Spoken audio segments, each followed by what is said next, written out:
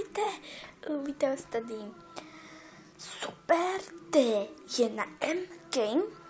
Jsem si vybrala, že v druhém videu budu nejsprávám, takže můžeme začít postavit notebook, může být sín, kůčku. Dál tady má postel a zase rozliky. Čekajte. Nevidíte, ale je to 8 tegu. Tady má taká ve špendikou. Tak když si dám vykresný kedejky, má špendiky. Má potom malou špendiky, ležnou počkám, že tam teda jsou to čtvrtou část. Jsou mají další pomenkyní. Nebo prostě. Tady mají špekoňce. Na pavosti, na odpadky, které si nesypal, tady mají peněženky dvě. Tady máme pro tvé hračky, které byly moje kanice. Potom tady dvě koníky.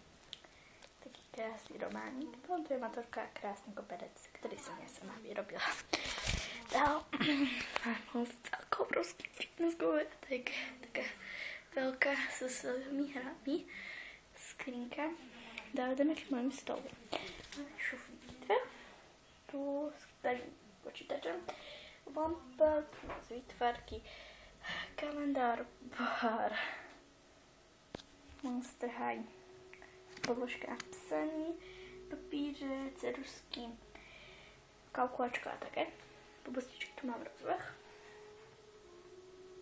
Jo, tyž teka. A dál závesy okna. Dál jdeme na knižnicu. Tu máme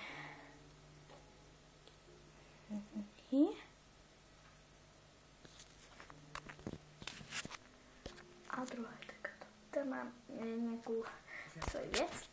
Dál tady máme televizi Devolblad, tady máme další skrinky. Mám tady hračky, protože bylo tak auto, DVDčka a nepoužívané plače.